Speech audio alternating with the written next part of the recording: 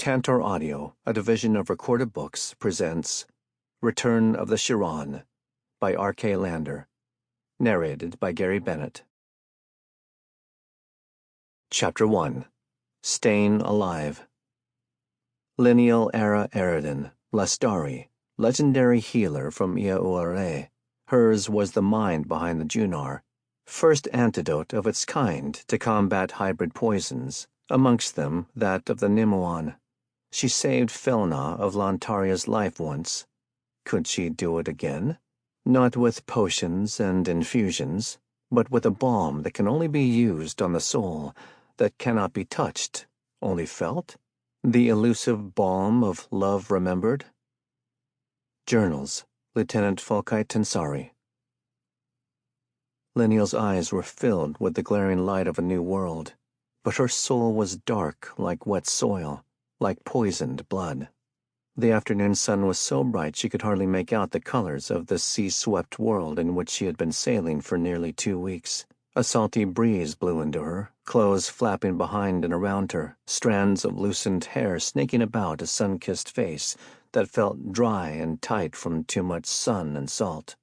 She'd come from the desert, traveled to Galarath, then Port Gallo, taken a northward-bound ship to the Blessed Isle, to Estuary, the final port, end of the short road, doorway of the dead. She'd hardly spoken to anyone save to procure food, not for pleasure but to stay alive. She didn't care if her bread was riddled with weevils, if the cheese was rancid or the water stale. She just needed to keep breathing so that she could find Talonor, and then, every time her mind brought her to this moment, which was often, it would stutter and grind to a halt. What would she do when she found him, found them? She closed her eyes, squeezed them tightly shut, forced herself to push past the barrier in her mind, but it wouldn't let her, for to drop that shield would be to hope that Talonor had found himself, that he was happy once more and that he would recognize her, still love her, even though she had failed him. She dared not force that door open, see behind it, wonder if Fel'annár was close, and yet pray that he wasn't, for how could she face him after what she'd done? Or, rather, what she hadn't. Her eyes flew open, no longer dry but swimming in misery and self-loathing, because the mere mention of him was enough to remember the things she had tried so hard to forget. That day in the forest, when her world, quite suddenly, made no sense at all. Hope? There was none for mothers like her, mothers who failed to protect their children. She had stood paralyzed before panic had taken her, and she had struggled to break free from her daughter's iron clutch. But her pathetic attempts to free herself from Aralas and run to them had been useless, and so she had watched as sand lords killed her heart, her soul, first Talonor, and then Fel'annár, as he threw away his precious life thinking he could save his son. He had not. She had always known Fel'annár would die before her, warrior that he was, but she had always imagined he would lose his life on the battlefield, that he would march away to war and never come back. Instead, it had happened on a lazy morning, an unexpected incursion from a patrol of sand lords that had strayed too far south. Here in Nazaran they called them Calrazians. She swiped at her eyes, smoothed back a strand of hair that had struck across her cheek, and took a calming breath. This was her life now. She was getting used to it, crying, then chiding herself, resolving to stay alive, even though half of her heart had been ripped out, the agony of it almost unbearable. Just a few more days, the captain had said, and stubborn hope stirred in her heavy chest once more. She quelled it, as ruthlessly as she always did, ever since she had set foot on the long road, leaving Iaure, crossing the entirety of Belleran in search of Talonor and Fel'annár. If by some miracle she did find them, what would she say? What would she feel? Could she ever look them in the eye, tell them that she'd love them beyond life, even though the sight of them would conjure torment, be a constant reminder of the tragedy they had all endured? How could she ever separate the love she held for them from the agony of their loss? She didn't know if she could. All she did know was that Fel'annár needed her, and so, wherever he was, so would she be. No matter, it would tear her to pieces. Flesh struck flesh, the smack echoing around the large underground hall. The ropes that held Ezra's arms aloft wavered from the force of the blow, their brittle fibers chafing his wrists. He splayed his fingers, all of them except one which was stiff, the angle of it wrong. He closed his eyes, waited for the sting to subside, but instead a sharp blow to the gut drove all the breath from his lungs. He was suddenly free of his constraints, and he crumpled to the floor, waiting for the moment his lungs would function again, trying not to panic when they didn't. He could hear his own pathetic attempts to draw air into his body, saw boots just in front of his face. He braced for impact, but it never came. Instead, just as he drew in a labored breath, a face appeared before his doubled-over form. Bright green eyes gleamed in the half-dark, the mark of revenance just above them, framed by the flawless face of a revenant warrior. To look at him, one would never guess at his cruelty, the cruel detachment with which he meted out suffering. "Where is the elf-bird?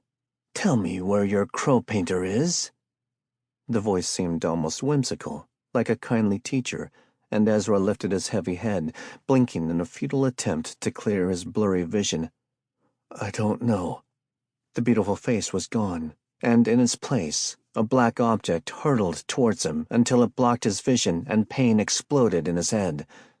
Some time later, he slowly opened his eyes and took a moment to orient himself. The ropes were still hanging overhead, no longer swaying but utterly still. There was no soft breathing at his side, no footsteps, no soft laughter or taunting words. All he could hear was the soothing sound of dripping water, its echo high above him. He opened his dry lips, wishing the dripping water was directly overhead, so that he could quench his terrible thirst, so that it would wash over him, cool his burning skin. But the throbbing ache in his leg made him feel sick, and he daren't move in case he jarred it. They would, though, when they came back to continue his torment. Saijon was just beyond his locked door, somewhere down this same corridor, suffering the same torture as he was. He knew because he'd heard him. Arzen's minions made sure of that. Still, at least he knew that Saijon was alive, although he probably wished that he wasn't. But what of Manon? If he hadn't escaped, he would be dead. So many days without cross-fleshing would have driven him to starvation, amongst other, even more unsavory consequences. Strangely, he realized that he cared about the Rhodite's fate, something he'd never done in Orgenta. All he'd cared about was himself. His heavy head pounded in time with his heart, and he told himself one more time that he would never answer their question. Squaria Ezra had been called many names in both of his lives, by Fel'annár amongst others. But traitor was not one of them. He would never disclose the whereabouts of the Alesta Corvax. To do so would be to doom the Order of Shirán to oblivion, earn himself the wrath of gods. He screwed his eyes shut, rode the waves of deep aching that shot from his leg into the base of his skull. Only now, in this hell pit of anguish and suffering, did he realize just how painful his life in Orgenta had been. Here he lay with a broken leg, a twisted finger, and a body full of bruises, burns, and cuts. And yet these physical wounds were nothing compared to the lonely life he had led until just recently. In the city of the Shirán, no one except Saijon had seen his wounds, the ones that scarred his mind. His friend had kept him sane, and the gods only knew how he'd put up with him. Fel'annár had been the catalyst for change, for good and for bad. Slowly they'd come to understand each other, only for war to get in the way of their journey from enemies to companions. But was it enough for Fel'annár to care what happened to Ezra? Enough for him to come back and help him get Saijon out of here? Would Fel'annár risk his life for the one who had made his already miserable existence even more unbearable? One way or the other, Ezra had something to live for now. He had Saijon, the promise of friendship with Fel'annár, and the tentative hope of love that lapped softly upon the shores of his conscience. He'd always admired Galara Quinn, never admitted to such a thing, even to himself. An image formed in his hurting mind, a skew-whiff smile and confident blue eyes. And then there was Commander Ortolan. He would be furious with Ezra for inadvertently running too far, past the point of return and into the enemy's range of fire. They hadn't killed him, but captured him. And now, for reasons he had yet to understand, Arzen wanted the Alesta Korvax, the key painter, wielder of liminality, etcher of magic. Did he think she would paint him a key? Did he think he would cross the source and into Belleran? Back to his home world? Well, he couldn't. He wasn't Shirán. He was revenant. Ezra told himself it was impossible. And yet the demigod had magic, powers they had yet to understand. Who was to say Arzen wouldn't find a way to go back, given time? One thing Ezra did know.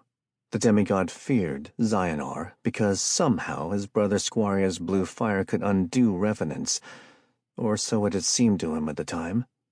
Ezra had heard the guards talking about it when they had thought him unconscious, about the Grey Ones, former revenants who had been touched by Xionar's light and had shriveled but not died. He knew the guiding light had been released, but were those poor souls still immortal like deviants, doomed to rot away in life? He didn't know, wondered whether anyone did.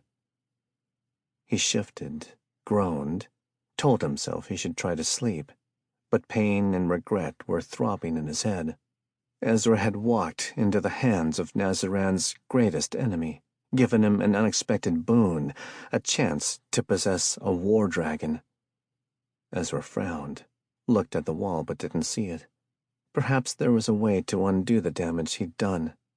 Arzen wanted the Alesta Korvax, but he also wanted a Shirán, and what better liminal was there for him to possess than a Squaria? Yes, the demigod would continue to torture him, but he wouldn't kill him, which was more than he could say about Saijon. What if Ezra could give Arzen hope that he would serve him, make him indispensable so that their captor wouldn't kill Saijon, even free him, and then perhaps Ezra could destroy Arzen in the only way he could, from the inside. His head was pounding in pain and frustration. He was close to desperation, and he forced himself to turn from it. In his mind, he conjured the forest of Ioure in deep winter. In a small glade, a wolf sat placid, her thick gray coat, coal and white mantle, speckled with snow she did not bother to shake off. She seemed happy there, enjoying the silence of her world, basking in its unequaled beauty, watching it through the wise blue eyes of an animal, allowing creation to warm her.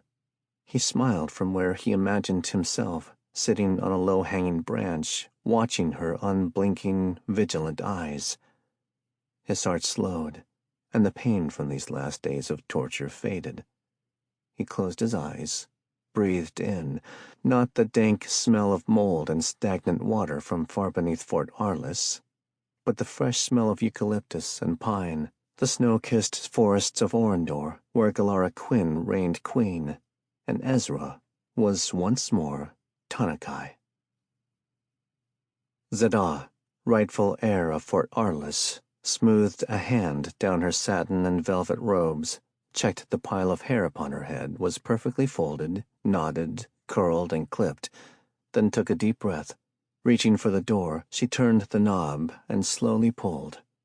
Standing before the princess was a warrior, her face placid, skin flawless save for the black mark that decorated her forehead, its triangular shape showcased by the design of her helm. "The High Lord Arzen requires your presence in the throne room. I have come to accompany you, Zedah." Zedah bristled at the lack of respect. She was tempted to give the revenant warrior a mouthful, but there was something ambiguous about her. She was so placid, seemed so peaceful, and yet there was detachment too, a stony lack of empathy that Zada rather thought made her capable of anything. The two women set off along the corridor that led to the grand stairwell and downwards. She was free at last, after days of uncertainty in which she had not been allowed to leave her rooms. Guards had stood at her door day and night, had delivered food and water, asked if she had needed anything, to which she had said only her freedom. But they had bowed and closed the door once more. She'd spent that time looking out of her window, which sat at the rear of the royal palace of Fort Arliss. She could see its empty gardens, and beyond, the great walls, not her father's guards atop the battlements, but Arzen's beige and red-decked revenants. She wished she could see the other side of the palace, the area which looked out over the main courtyard and the gates that led to the desert. She needed to know what was happening, whether she had been right to join her lover, Commander Dariat, by betraying her own father, the king. The revenant warrior led her down the wide stairs, not a lord or lady in sight, only other warriors who looked at her side on. What were they thinking? Did they pity her for her mortality? Did they know something she didn't? What did Arzen want of her? Zada suppressed a shiver, the pang of anxiety that threatened to steal her breath, and walked on. Reaching the ground floor, they continued through the open doors, the horned helms of the guards twisting high over their heads, casting warped shadows on the walls beside them. The sight was so foreign, so far removed from her life of just days ago. She reminded herself that she had wanted this, that she had betrayed her own father for all this. Soothing down her stately robes, she stood proud, lying eyes confident. But on the inside, there was a churning vortex of doubt and anxiety, twisting ever faster the closer she came to the throne. She had not seen her father, hadn't even seen Dariat. She had seen Arzen briefly from a distance, before she had been ushered away to her rooms after the battle. Now, as she approached, dread threatened to rock her off her feet. The revenant demigod sat imperiously on her father's throne, and she pushed away the outrage, reminded herself that she had lied and manipulated, all but opened the gates to Arzen herself.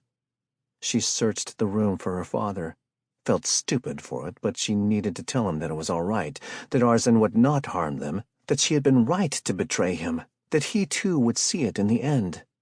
To look at, Arzen was magnificent in his darkness, beautiful even. She could well have mistaken him for an elf had it not been for the black crystal decorating the center of his forehead. Upon his head was a crown of gold, 2 carved horns twisting skywards, making him look like a giant. The ornate carvings hugged his face, snaked around his pointed ears, down his neck and back. He was indeed a god to look upon, and his mere presence instilled in Zada the need to run, to kneel before him, to obey his every order. She fought the feeling, for she was a princess, had not been raised to obey, but to be obeyed. At Arzen's side, a burly warrior decked a lord stood utterly still, gaze lost to the horizon, hand resting on the pommel of his sword. On the other side, a man she knew well. Commander Dariat stared back at her, expression unreadable, even to the woman who had shared his bed for so long. The dread was back, and she schooled her face in a way few could. Arzen's heavy gaze was upon her, his shocking violet eyes roving over her body, down it, but whatever he saw did not seem to evoke the slightest emotion in him. Cold as marble, stare unwavering, he stood, his golden mantle falling around him with a soft swish, and as he walked elegantly towards her, Zada saw wispy tendrils of blue mist, which disappeared no sooner than he stopped before her.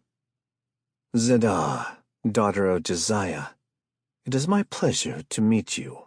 He stood watching her, as if he had put before her a test, one she dared not fail. In her calmest, steadiest voice she could manage, she answered him. "Lord Arzen of Arzenon." Arzen seemed to grow taller for a moment, and a gleam came to his eye. "Of Arzenon and Fort Arzen." Hers was a mental flinch, but then what had she expected? She had always known he would take her father's throne, had told herself he would be magnanimous, that he would not dare kill the ruling house of Arliss. She still held to that, for Josiah had been a good king, and Arzen in his nascent reign would not dare push her people to rebellion. Dariet had agreed with her, had wanted revenants as much as she had. Her gaze flitted to him, still standing by the vacated throne, no longer looking at her. For the first time, she saw the insignia of his rank. He'd been demoted to captain. "Well, have you nothing to say about my ascension, Zedah?" Her answer needed to be honest, because something in the demigod's eyes warned her that he would accept no less. "I confess I am worried for my father's well-being. He did not want alliance with Arzenon. I did." Arzen walked around her, hands clasped tightly behind his back. "Yes, so Captain Dariet tells me. As for your father, he is well, although visiting him is not a good idea just yet. The city is secure, and we are stabilizing the nation, village by village. Tell me, Zedah, what was your function in this court?" "I was, princess. As such, it was my duty to ensure the correct running of this palace, and to second my father's wishes in whichever way he saw fit." Arzen nodded, came full circle, and stopped before her, almost too close for her to focus on him. "You will continue to carry out those duties, although it will be my wishes you must second, whichever way I see fit. Is this something you can commit to, Zedah?"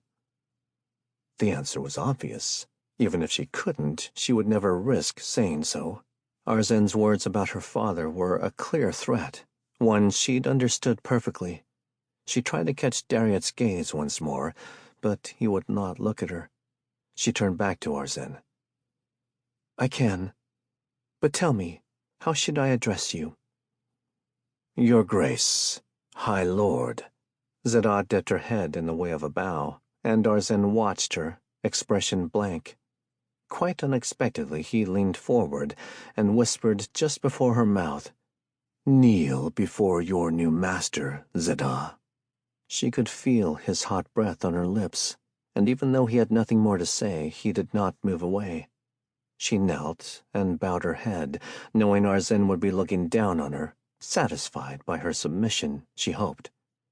She could see the tips of his pointed boots, the filigree around them, the swirling pattern that continued along the sides and upwards past the decorated hem of his long tunic. "Rise a lady, Zedah." As she straightened her knees, her eyes following the length of her new ruler, past the gem-studded belt and to his face, so beautiful, so unreadable. He had humiliated her, and although he showed no emotion, she sensed his enjoyment. "You shall have what you most desire. Obey me, and I will make you eternal. Deceive me, and I will kill you before your people, hang, draw, and quarter you, as a message. Arzen brings revenants, and his price is devotion. His demand is loyalty. His order is obeisance. Do you understand me, Lady Zedah?" She had not been able to control her eyes. She could feel them wide and too full. She had lost control over her expression at some point, but she was too fearful to care right now. Only one word pushed past her lips. "Yes." There was humor in Arzen's gaze, but Zedah didn't care. All she wanted was for him to step away from her. His aura was heavy, commanding, almost too much for her human body to endure. "You will seal your pact with me this evening. I will send for you." Arzen's purple eyes turned away mercifully, and before she knew it, the same warrior who had brought her here was leading her away, back to her rooms. "I will come for you at the 8th hour." The warrior made to leave, but hesitated, turned back to Zedah. "I'm happy for you, my lady. Soon you will belong to revenants." She had dreamt of this moment for years, almost thanked the warrior for her words. She looked into her bright brown eyes, thought she looked kind in a commanding sort of way. A soft smile played about the woman's lips. Not amusement, but pride, perhaps. Zadal watched her leave, knowing she was a prisoner once more, until the demigod graced her with a touch of a Tensari. She thought back to the way Arzen had looked at her, wondered whether there would be a price to pay for her immortality beyond loyalty. She forced herself to push past that fear. After all, as a princess, her destiny had always been bound to some man, an influential lord to perpetuate her line. Now that would no longer be necessary. She would perpetuate it herself by living forever.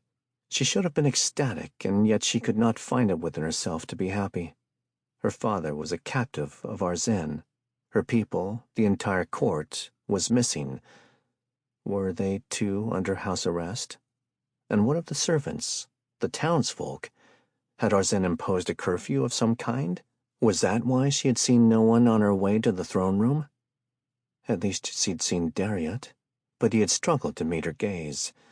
He had lost his command, surely suspected Arzen would do more than grace Zadal with revenants. Did he, too, regret what he had done? She sat heavily at her dressing table, focused on her reflection in the mirror. It made sense that Arzen would be cautious with her father. He had many loyal subjects, could still instigate an insurgence. Arzen surely wouldn't provoke them by killing their one-time king. But then was the opposite not also true? Arzen could make the ultimate example of Josiah, an unequivocal message to his new kingdom to obey his every wish. Her father had always told her there was a price to immortality, and she had always made light of it. Now, as a heavy weight of worry and uncertainty turned in her guts, she wondered if she should not have listened more closely, whether she should have given her father credit, despite his age, his unreasonable attachment to tradition and custom. Zadal wanted to live forever, not to die as her mother had, withering away as her grandmother had. Now all she had to do was swim with the tides, and her greatest desire would be fulfilled. Perpetuity, immortality, eternal beauty. Arzen wouldn't kill her father, her lover, her friends, not while she, princess of Fort Arliss, gave the demigod what he wanted. She huffed a humorless laugh, turned away from the mirror, for therein lay the problem. She'd never been one to obey. A deep breath, a mental nod to herself, and she bolstered her courage. She would deck herself a princess, cool and beautiful, irresistible. She would use her charms, enchant a demigod, make herself indispensable to him, for that would be her only weapon. Then she would seek out her father, calm his worries, tell him that Arzen would never kill him so long as she was important to him. It was a good plan.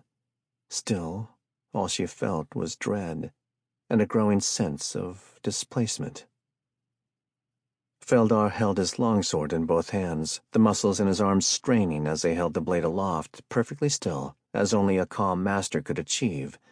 As for Benzir's blade, his wavered slightly, sometimes higher, sometimes lower than Fel'annár's. A harsh intake of breath, Fel'annár blew out slowly as he moved, blade slashing downwards, sideways, and then jabbing forward in 3 perfectly measured strides. Benzir finished somewhere behind him, not quite where he should be. The journey home from Tarmandin to Argenta had been quiet, introspective, laden with anxiety for the consequences of the Alliance's failure to stop Arzen's advance into Fort Arliss. The fates of Saijon and Ezra were uncertain, a cause of grief and anxiety from what they may be enduring. And then Manon would not wake from his deep slumber, as yet unable to undo the damage that so many days without cross-fleshing had done. They'd met humans, hybrids, and elves along the way, caravans of them heading north to Shiandar or Boscandia. They told the stories of a great battle, of a scarring of the land, of some new power they said had risen from the ranks of the Shirán. Commander Ordeland had answered their questions as best he could, warned them of the dangers in and around Fort Arliss, and that a siege or perhaps another battle was imminent. Turbulent times, he'd told them, and Fel'annár couldn't agree more. They had arrived 2 days ago, and Argenta was just as it had always been. And why wouldn't it be? Asked Fel'annár. They'd only been away for a few weeks, and yet it felt like a decade since he'd flown to war with Renur upon his back. Each had wielded their own light, Renure in the shape of a blue beam that could hold a warrior fast, throw her back, kill if she... Sample complete. Ready to continue?